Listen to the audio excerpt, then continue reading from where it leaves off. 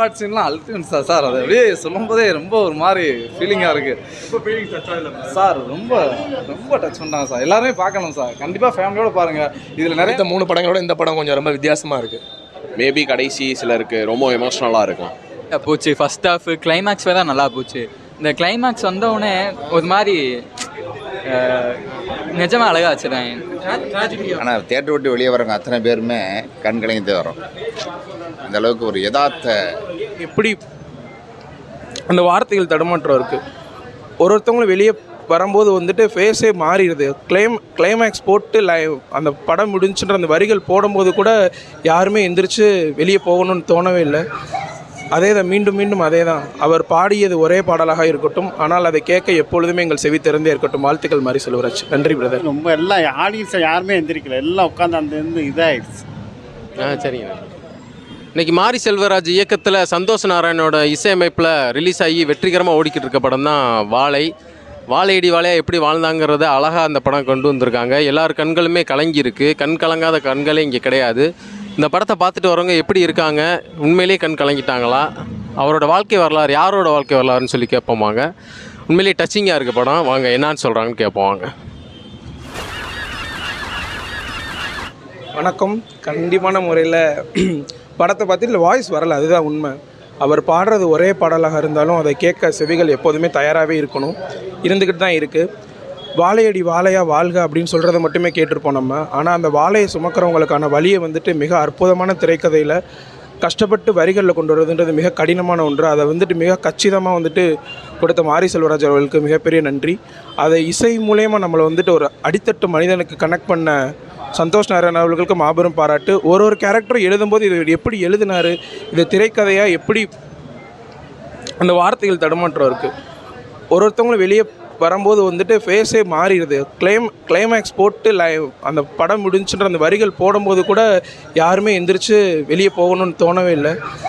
அதே தான் மீண்டும் மீண்டும் அதே தான். அவர் பாடியது ஒரே பாடலாக இருக்கட்டும், ஆனால் அதை கேட்க எப்பொழுதுமே எங்கள் செவி திறந்தே இருக்கட்டும். வாழ்த்துக்கள் மாதிரி செல்வராஜ். நன்றி பிரதர். இது போன்ற ரிவ்யூஸுகளை கேட்குறதுக்கு நம்ம சேனலை மறக்காமல் சப்ஸ்கிரைப் பண்ணுங்கள். தயவு செஞ்சு சப்ஸ்கிரைப் பண்ணுங்கள். பண்ணாமல் நிறையா பேர் வீடியோ மட்டும் பார்க்குறீங்க.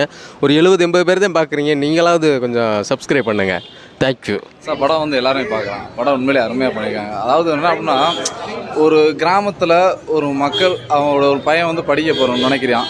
ஆனால் அவங்களோட வாழ்வியல் சூழ்நிலை, குடும்ப சூழ்நிலை, அக்கா கட்டி கொடுக்குற வயசில் இருக்காங்க, அப்பா இல்லை, அம்மாவுடைய வறுமை, அப்போ கடன் தொல்லைகள், வட்டி பிரச்சனை. அதாவது அதில் இன்னும் சொல்ல வந்திருக்காங்க. என்ன சொல்கிறாங்கன்னா, அவன் வந்து அட்வான்ஸ் வாங்கினது வந்து பார்த்தீங்கன்னா அவன் வந்து வேலைக்கு கூலியாக கொடுக்கல, ஆனால் அதையுமே வட்டிக்காத்தையும் கொடுத்துருக்காங்க. அப்போ அந்த இடத்துல வட்டியினுடைய ஆதிக்கம் அந்த இடத்துல செலுத்தப்படுது. இந்த இடத்துல வந்து மேலே இருக்கவங்க கீழே இருக்கவங்க அப்படின்றத மறைமுகமாக சொல்கிறாங்க. ஆனால் வந்து பார்த்தோன்னா அவங்களுடைய வாழ்வில் எவ்வளவுக்கு அவங்க கஷ்டப்படுறாங்க அப்படின்றத அவர் மாரி செல்வராஜுடைய வாழ்க்கை வரலாறுன்னு சொல்லியிருக்காங்க. அதான் வாழ்க்கை வரலாறு வந்து பார்த்தோன்னா ஒரு பகுதியே இருக்குது. அப்போ இதுக்கு பின்னாடி இன்னும் நிறையா நம்ம எவ்வளோ அதிகமாக திங்க் பண்ணுற மாதிரி இருக்குது. ஆனால் அந்த படம் வந்து பார்த்தோன்னா எல்லாருமே கண்டிப்பாக வந்து பார்க்கணும். அதுலேயும் அந்த கிளைமேக்ஸ்லாம் பார்க்கல அல்டிமேட்டு. அதாவது எப்படி சொல்கிறது, அப்படியே உள்ளே உட்காந்து பார்த்தோம்னா நம்ம அப்படியே கண்ணீர் தண்ணியாக வரும். ஏன்னா அந்தளவுக்கு, ஏன்னா ஆடியன்ஸ் இன்றைக்கி அவ்வளோ பேர் சிட்டி ஃபுல்லு யாரும் ஒரு ஆள் கூட இடையில கூட எந்திரிக்கல. ஏன்னா அந்தளவுக்கு இன்ட்ரெஸ்ட் கொடுத்துருக்காங்க. நல்ல டேரக்டரு அதிக பேர் வந்துக்கிட்டு இருக்காங்க. அவங்களுடைய வரிசையில் இன்றைக்கி சூழ்நிலைக்கு இன்றைக்கி நவீன காலங்கள் போய்கிட்டு இருக்கு. எவ்வளோ டெக்னாலஜி அதிகமாக வந்துக்கிட்டு இருந்தாலும் இந்த நேரத்தில் ஒரு கிராமத்து சாயலில் அப்படியே தென் மாவட்டங்கள் அதிகமான ஒரு பிரச்சனை போய்கிட்டு இருக்குன்னா, ஒரு கம்யூனிட்டி பிரச்சனை போய்கிட்டு இருக்குனாலும் அந்த பிரச்சனை இன்றைக்கி இவ்வளோ டெக்னாலஜி இருந்துருக்கு. ஆனால் அன்னைக்கு அவ்வளோ காலத்தில் இருக்கும்போது ஒரு மறைமுகமாக நாங்கள் தாக்கப்பட்டு வந்துக்கிட்டு இருக்கோம். எங்களுடைய ஒரு வாழ்க்கையில் நாங்கள் ஒரு தொழில் பண்ணணுன்னாலும் தொழில் பண்ண முடியலை. சரி, எங்களுடைய வருமானத்தை உயர்த்துன்ற ₹1 கேட்குறோம், அந்த இடத்துல 50 பைசா, அதுக்கு ஒரு போராட்டம். அப்போ வந்து இந்த இடத்துல என்ன ஒரு பதில் சொல்கிறாங்க அப்படின்னா, எந்த ஒரு விஷயமா இருந்தாலும், என்னுடைய உழைப்பாக இருந்தாலும், என்னுடைய வேலையாக இருந்தாலும் நான் தான் கேள்வி கேட்குறேன். அது அந்த பையன் அந்த ஊர் சார்ந்த ஒரு மக்கள் கேட்க வராங்க. ரைட்டு, அதை வந்து அழகாக சூப்பராக பண்ணுறாங்க. அதே மாதிரி அந்த பையன் வந்து பார்த்தீங்கன்னா அவனை வந்து அவங்க அம்மா வந்து படிக்கக்கூடாது, நீ வேலைக்கு போகணுன்னு சொல்ல வரல. ஆனால் அதில் சூப்பர் சார், செம்ம அழகாக தெளிவாக சொல்லியிருக்காப்புல மாரி செல்வராஜ். என்ன சொல்கிறேன்னா, அவங்க அம்மா சொல்கிறாங்க, ஏமா அவனுக்கு வேலை பிடிக்கல, அவன் படிக்கட்டுமான்றாங்க. இல்லடி, நான் அவனை வந்து படிக்கக்கூடாதுன்னு சொல்ல வரல, அவன் நல்லா படிப்பான், எனக்கு நல்லா தெரியும், நல்லா ஹையர் மார்க் எடுக்கிறான், அவங்க ஸ்கூல்லேயே அவன் ஒரு ஆள்லேயே நம்பர் 1. ஆனால் என் அப்பா இல்லை, அதாவது என்னுடைய புருஷன் இப்போ இல்லை, நாளைக்கு எனக்கு ஏதாவது ஒன்று ஆயிடுச்சுன்னா அவன் சின்ன பையனாக இருக்கான், நீ இருக்க, குடும்பம் இருக்குது, அது எல்லாமே பார்க்கணும்ல. அப்போ இந்த இடத்துல எப்படி இதே வாழ்வியில் எவ்வளோ பேர் படிப்பை விட்டுருக்காங்க, அதை நம்ம அழகாக புரிஞ்சுக்கணும் சார். உண்மையிலே படம் ரொம்ப அருமையாக இருக்குது, ஃபேமிலியோடு வந்து பாருங்கள்.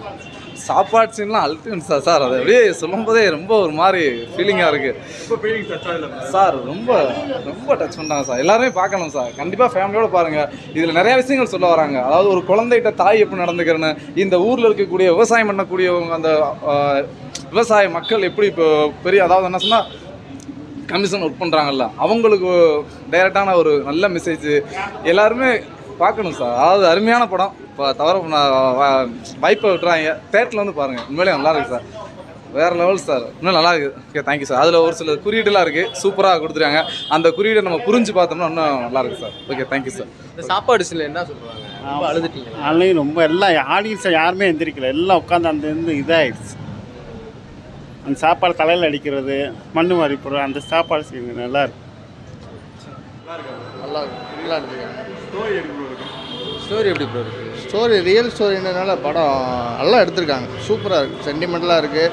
ரொம்ப ஸ்பீடாக போகணும்னு நினைக்கிறவங்களுக்கு பிடிக்காது. படம் நல்லா இருக்குது, சூப்பராக இருக்குது, சூப்பராக இருக்குது. அதெல்லாம் எதுவுமே இல்லை, எனக்கு சூப்பராக இருக்குது. படத்தில் என்ன ஸ்பெஷல்? கேரக்டர் எல்லாருமே நடித்த மாதிரி தெரில, சூப்பராக இருக்குது, நல்லா இருக்கு. வழக்கமான மாரி செல்வராஜ் படத்தோட கொஞ்சம் தவிர்த்துருக்கா? அப்படிலாம் இல்லை, மாரி செல்வராஜ் ஸ்டைலில் தான் இருக்குது, நல்லா இருக்கு. கிளைமேக்ஸ் அழுதிங்களா? கிளைமேக்ஸோட படத்தில் நிறைய இடத்துல அழுகிற மாதிரி சீன்ஸ் இருக்குது, எமோஷ்னலாக இருக்குது. ஏன்னா நம்ம கஷ்டப்பட்டு வளர்ந்து வந்தோம்னா தெரியும், அதான் டச் ஆகுது. ஓகே, நல்லா இருக்கா ப்ரோ? படம் நல்லா இருக்கு. சென்டிமெண்ட்டாக இருக்கு. ஆமாம், கொஞ்சம் சென்டிமெண்ட்டாக தான் இருக்குது. மாரி செல்வராஜ் ஸ்டோரி நல்லா இருக்கு. Super sir. நல்லா இருக்கு. படம் எப்படி பார்த்துருக்கீங்களா? நல்லா இருக்கு. படம் எப்படி? சூப்பராக இருந்துச்சு, எமோஷ்னலாக இருந்துச்சு, செம்மையாக இருந்துச்சு, நல்லா இருந்துச்சு. இந்த படம் எப்படி? நல்லா இருந்துச்சு, சூப்பராக இருந்துச்சு. படம் பக்காமா சூப்பரான படம். இது மாதிரி படம் இது வரைக்கும் நான் பார்த்ததே இல்லை, செம்மையாக இருந்துச்சு. வித்தியாசமாக இருக்குது கதை. மாரி செல்வராஜோட போன முந்தின 3 படத்தோட இது ரொம்ப வித்தியாசமாக இருக்குது. ஒரு மனுஷனோட பசியோட அருமையை ரொம்ப காட்டியிருக்கேன். படம் சூப்பராக இருக்குது. ரொம்ப நாளுக்கு அப்புறம் ஒரு நல்ல படம். உண்மையிலேயே ஒரு டேரக்டருக்கு வந்து இன்னொரு திறமை இருக்குதுன்னு காமிச்சிட்டாரு. அவர் எடுத்த 3 படங்களோட இந்த படம் கொஞ்சம் ரொம்ப வித்தியாசமாக இருக்குது, அவ்வளோதான். மற்றபடி கடைசி கிளைமேக்ஸ் பின்னி எடுத்துட்டாரு, யாருமே எதிர்பார்க்காத கிளைமேக்ஸ். அன்றைக்கி இந்த பையன் இந்த படத்தில் மிஸ் ஆனதுனால தான் அவன் உயிர் பிழைக்கிறான். இது ஒரு வரலாற்று சம்பவம் போல் நல்லா எடுத்திருக்காரு. படம் நல்லா இருக்கு, பார்க்கலாம். அவ்வளோ. என்ன மாதிரி ஸ்டோரி? அது வாழை பார்த்தேன் இப்போது. வாழையில் வந்து அவங்க மாரி செல்வராஜோட சுற்றுவட்டாரத்தில் என்ன நடந்துச்சோ ஒரு இன்சிடெண்ட் பேஸ்ட் ஆன் ஈவெண்ட், அதை தான் எடுத்திருக்காப்புல. அதுக்கப்புறம் படத்தில் சந்தோஷ் நாராயணன் நல்ல மியூசிக் போட்டிருக்காரு. மற்றபடி படம் ரொம்ப ரூட்டடாக எடுத்திருக்காங்க. மேபி கடைசி சிலருக்கு ரொம்ப எமோஷ்னலாக இருக்கும். தேங்க்ஸ். படம் பார்த்த அனைவருமே 2 சொட்டு கண்ணீர் விட்டு தான் வந்திருக்காங்க. படத்தை பாருங்கள். படம் சூப்பர். எங்கள் வாழ்க்கையில் நடந்த கதை, நாங்கள் சிறு வயதில் இருந்த மாதிரி சூப்பரான கதை. மியூசிக்கு சூப்பர், கதை சூப்பர். படம் நல்லா இருந்துச்சு. கொட்டுக்காளிக்கு பதிலாக இந்த படம் பார்க்கலாம். கொட்டுக்காளியோட இந்த படம் பெஸ்ட்டாக பெஸ்ட்டாக தான். ஆமாம், அது ஏதோ எண்டு எல்லாம் முடிச்சிருக்காங்க. பட் இந்த படம் காலையில் கொட்டுக்காளி பார்த்தேன், இப்போ வந்துட்டு இதே இப்போ பார்த்ததே நான் பார்த்தேன். நல்லா ஒரு உண்மை சம்பவத்தை வந்து இது பண்ணி எடுத்திருக்காங்க, நல்லா எடுத்திருக்காங்க. அதாவது என்ன சொல்ல, ஆக்ஷன் ஃபிலிம் விரும்புகிறவங்க அது வந்து விரும்புகிறோம்.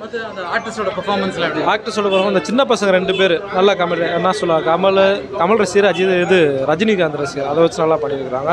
மாரி செல்வராஜ் ஒரு உண்மை சம்பவத்தை, தூத்துக்குடியில் நடந்த சம்பவத்தை பற்றி எடுத்துருக்காரு, நல்லா எடுத்திருக்காப்புல. அதை பற்றி நல்லா இருக்கு. எனக்கு கொட்டுக்காளிக்காக இது நல்லா இருக்குது, குடும்பத்தோடு பார்க்கலாம். எல்லோரும் கண்டிப்பாக பார்க்க வேண்டிய படம். படம் நல்லாதாங்க ரொம்ப நல்லா இருந்துச்சு. கிளைமேக்ஸில் ஒரு மாதிரி அழகா வச்சிட்டாங்க. ஃபுல்லாக காமெடியாக போச்சு. ஃபஸ்ட் ஹாஃப் கிளைமேக்ஸ் தான் நல்லா போச்சு. இந்த கிளைமேக்ஸ் வந்தவுடனே ஒரு மாதிரி நிஜமாக அழகாக வச்சுருக்காங்க. ஒரு மாதிரி அப்படி தான் வரும், ஆனால் ஃபீல் குட்டாக போய் இப்படி பண்ணிடுவேன். ரொம்ப நல்லா இருந்துச்சு, கண்டிப்பாக வந்து பாருங்க. நல்லா இருந்துச்சு, நல்லா இருந்துச்சு, நல்லா அருமையாக இருக்குண்ணே, சூப்பராக இருக்கு. நல்லா அருமையாக பண்ணியிருக்காரு டேரக்டர் மாரி செல்வராஜ். அம்பேத்கர், கார்ல் மார்க்ஸ் அவங்க சொன்ன கருத்துக்களை வந்து தெளிவாக எடுத்து வந்து மக்களிடம் வந்து கொண்டு சேர்த்துருக்காரு. நல்லா மாரி செல்வராஜுக்கு என்னுடைய வாழ்த்துக்கள். நல்லா பண்ணியிருக்காரு. சூப்பராக இருக்குது சார், சூப்பராக இருக்குது படம், செம்மையாக இருக்குது. நல்லா இருக்கு படம், நல்லா இருக்கு, நல்லா சூப்பராக இருந்துச்சு. நல்லா இருக்கு. நல்லா வாழ்வியலை சொல்லியிருக்காங்க சார், நல்லா நம்ம எடுத்துருக்காங்க. வழக்கமான ஸ்டோரி மாதிரி இருக்கு. வழக்கமான ஸ்டோரி தான் சார், வழக்கமான ஸ்டோரி தான், டிஃப்ரெண்ட்டாக இருக்குங்க. டிஃப்ரெண்ட்டாக பண்ணியிருக்காங்க. கிளைமேக்ஸ் நல்லா, கிளைமேக்ஸ்காண்டி எடுத்து சொல்லியிருக்காங்க. நீங்கள் எதிர்பார்த்ததை விட கூட தான் இருக்கு. நல்லா இருக்கு, நல்லா இருக்கு படம், சூப்பராக இருக்கும். படம் அருமையாக இருக்குது சார். மாரி செல்வராஜுடைய இயக்கத்தில் வாழை என்பது ஒரு வாழ்ந்து இது பண்ணதை பற்றி இருக்கும் போல் மிக ரொம்ப சந்தோஷமாக இருக்கும். ஆனால் தேட்டர் விட்டு வெளியே வரவங்க அத்தனை பேருமே கண் கலங்கிட்டு வரோம். அந்த அளவுக்கு ஒரு யதார்த்த ரியல் ஸ்டோரி முதலே போட்டாங்க, இருந்தாலும் அந்த ரியல் ஸ்டோரியாகவே இருந்தது. சிறப்பாக இருக்குது சார். படம் நல்லா நிறைய அவார்டுகள் வாங்கும் அப்படின்ற ஒரு நம்பிக்கை இருக்குது. அதான் இப்போ படம் பார்த்துக்கிட்டு இருக்கும் போலே மாரி செல்வராஜுக்கு டைப் பண்ணி போட்டுக்கிட்டு இருக்கேன். பார்க்கட்டும், நல்லா இருக்கு, சிறப்பு மகிழ்ச்சி.